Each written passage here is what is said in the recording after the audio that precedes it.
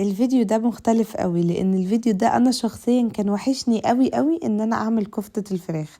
انا اول مرة اصورها معاكم، بس انا كنت بعملها قبل كده بس بقالي كتير ما عملتهاش.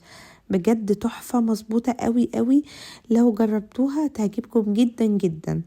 يلا بينا. اول حاجة هنا هنجيب الكبة بتاعتنا، نحط فيها بصلاية، فلفلاية اللي هي فلفل الالوان، فلفلاية لونها احمر، وخمس ست فصوص من الثوم، ونضربهم في الكبة حلو قوي قوي زي ما انتوا شايفين، نضربهم جدا. ونجيب المصفى بتاعتنا ان احنا نصفي، عايزين نصفي خالص ما يكونش فيها اي ميات، يعني ندوس عليها حلو جدا. والمية خلوا بالكم احتفظوا بيها عشان هنحتاجها. هنا بقى كان معايا كيلو من صدور الفراخ، انا فرمتها في الكبة. سهلة مش صعبة خالص ان انتوا تفرموا الصدور في الكبة. وبعد كده نزلت عليها بالبصل والفلفل زي ما انتوا شايفين بعد ما صفيناها من المية بتاعتها. وحطينا كمان حزمة من البقدونس، والتوابل بتاعتنا معلقة صغيرة فلفل اسود، توم باودر، بصل باودر، معلقة صغيرة كمان من السبع بهارات، نص معلقة صغيرة من الجنزبيل. واخر حاجة معانا نحط بقى الملح، انا هنا حطيت معلقتين صغيرين كده من الملح. تمام. ونقلب الكلام ده كله مع بعض قوي قوي لحد ما يبقى خليط متجانس جدا جدا.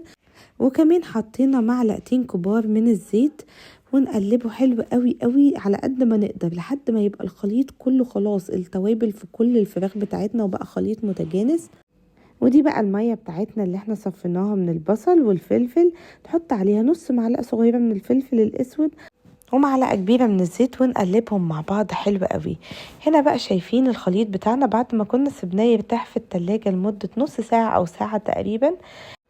نبتدي بقى نجيب السيخ بتاعنا الخشب ونصبعه بنفس الطريقة دي، ونحطها بقى على الصينية بتاعتنا.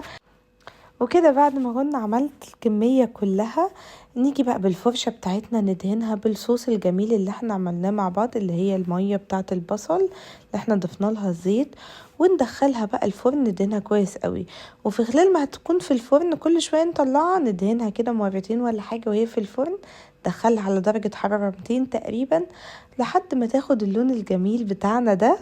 ونزينها بقى بشوية بقدونس. بجد تحفة، كفتة الفراخ من الحاجات اللي طعمها حلو قوي، بجد طعمها مميز جدا. اتمنى بجد ان انتوا تجربوها وتكتبوا لي رأيكم في الكومنتات. لو اول مرة تشوفوا القناة متنسوش تعملوا سبسكرايب للقناة وتفعلوا زر الجرس عشان يوصلكوا كل جديد. متنسوش تعملوا لايك للفيديو. باي باي.